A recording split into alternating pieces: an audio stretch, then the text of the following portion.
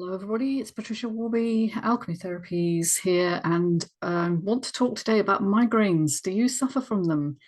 If you do, you're in a very common company. There's many, many people, hundreds of thousands of people who suffer currently in the UK, and the vast majority of these are women.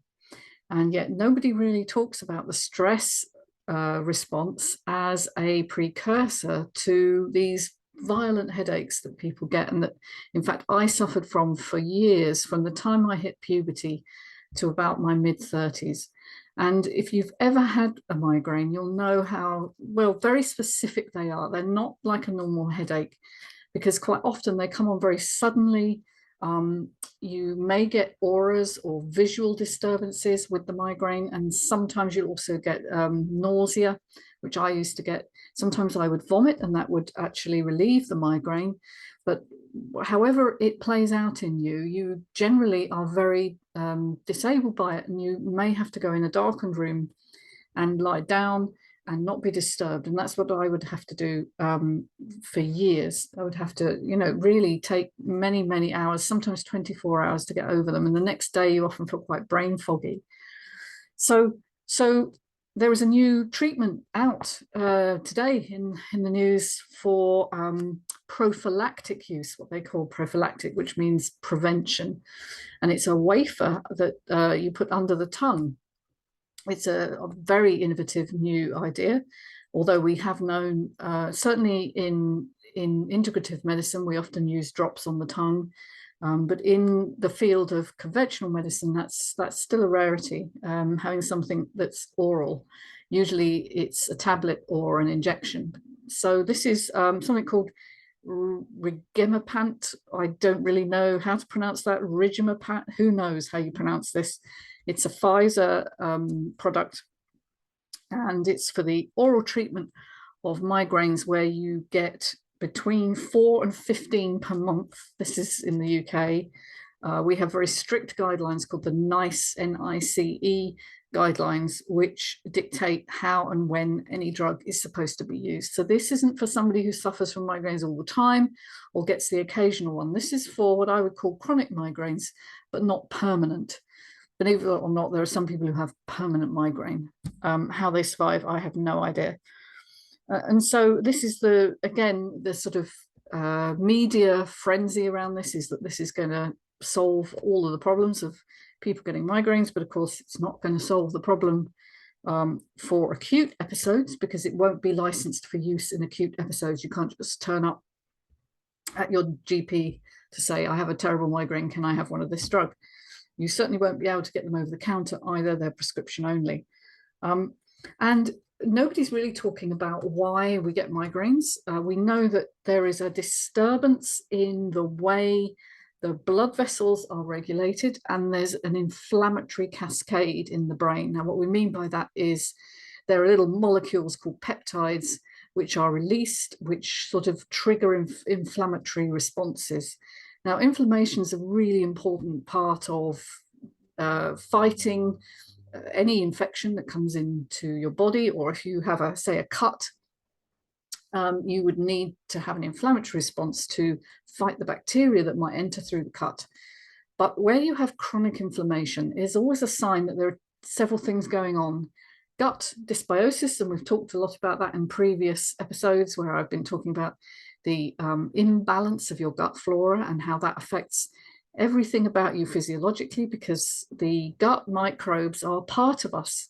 They actually contribute to our physiology. They put out these signaling molecules which travel around the body in the blood, and will actually make a big difference to how healthy you are. And the particular peptide that we know is involved in, well, one of the ones that's involved in migraine, the one that this particular new drug targets, is calcitonin, which is a inflammatory marker, if you like. And this is a brain-related peptide. And so it's going to change the way the gene receptor for calcitonin operates. And that's why it's called CG, I think it's C, I can't remember anyway, whatever it is. It's the receptor for the calcitonin peptide, and so it's going to change and make the response less inflammatory. That's the upshot. So that sounds fantastic and may be very helpful, but we really need to address root causes, and that's what I'm really all about. That's why I wrote the book, the group of books in the Mind Body Connection series, the first of which was The Scar That Won't Heal, which talked about long-term chronic stress, sometimes also referred to as unresolved emotional trauma, because stress isn't just what's going on in your life, although that can be stressful. It's often the things that you're repressing, the emotions that you're repressing, that are somehow they're kind of held in memory, in parts of your brain that are related to physiological balance, your autonomic nervous system. And so if you've got a lot of stress in your system, your physiological balance in your autonomic nervous system is going to be disrupted. It's not going to be working properly. And so you get all sorts of triggers, heat, light, loud noises, certain foods can trigger migraine, but they are usually environmental triggers, and they will start the process, particularly if your stress response is already very, very high. And a lot of people have a very high stress response and don't even know, because they've always had it. And that was certainly the case for me.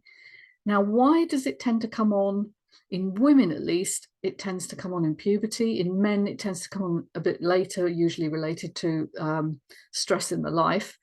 But for women, because of the hormonal changes around puberty, that is a huge disruption in the body, which can cause underlying issues of inflammation to be exacerbated. And the hormones that are produced when you hit puberty are at very high levels, because your organs are still young and they're producing, a good quantity. And so we get this sort of cyclical effect of excess hormones. And if your liver is struggling, then you won't be able to detoxify the hormones out of your system, and they can accumulate. And so often for young women, that's the time when they're more likely to get a migraine, is around the time of menstruation, just before menstruation. So liver health is never talked about in these syndromes, and we're not taught to look at the underlying causes of diet, dysbiotic gut, stressful, toxic, emotional feelings that we've repressed from years and years ago, usually childhood. We're just told to take a pill and take away the symptom, which is very like, disabling your car's information panel and saying, well, that's sorted the problem because I can't see it. It's not really solving the underlying issue. And so understanding that your liver may need support is a very, very key piece of the puzzle. And I would like more people to understand that there are things you can do to support your liver. So taking milk thistle, for instance, and these are drops that are oral, just the same as that weird drug, but instead of a wafer, it's drops in a pipette, and you just put it on the tongue, and that can be taken twice a day, although I tend to take it before bedtime because that's when your liver detoxification happens, usually between 2 and 5 a.m. I often used to wake with a migraine, and that's another common thing. I would wake, well, I would wake with the like the whisper of a migraine. It would be like the precursor of a migraine. There's a feeling of heaviness, which would develop over the day, particularly if I got dehydrated. But at no point did anyone tell me, this is related to liver health and your blood is getting stagnant. And when your blood gets stagnant, obviously you're going to have a more inflammatory response anywhere where your blood goes, but particularly in the head, because blood flow to the head is very tightly controlled.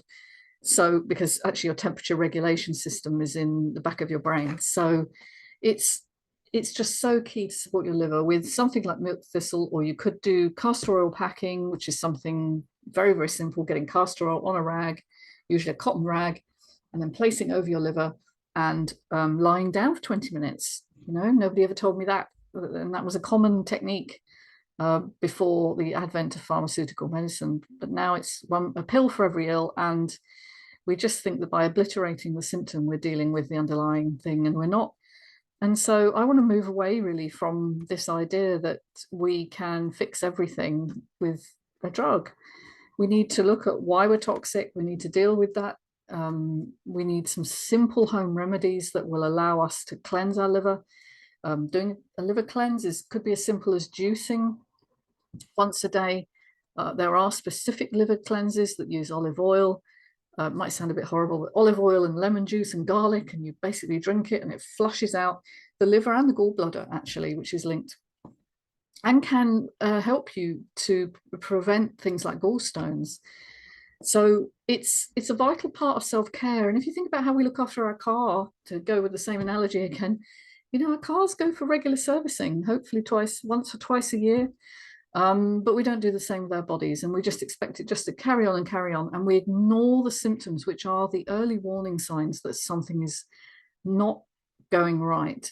And so if you do suffer from chronic migraines, please, you know, take care of your body. Look at what you might be able to do at home, and I'll put some links in the description. And if you're interested in sort of taking more care of your body and understanding how it works, then please, you know, subscribe, give me a like, give me a thumbs up, because I'm producing videos all the time on simple topics like this, because actually we are all able to do much more than we realize to help ourselves and to prevent these things in the first place from becoming a problem. Because if you suffer from migraines, you can be pretty sure that your blood isn't working, you know, your blood system is not detoxifying correctly. So folks, short and sweet one this week, because I'm actually officially on holiday.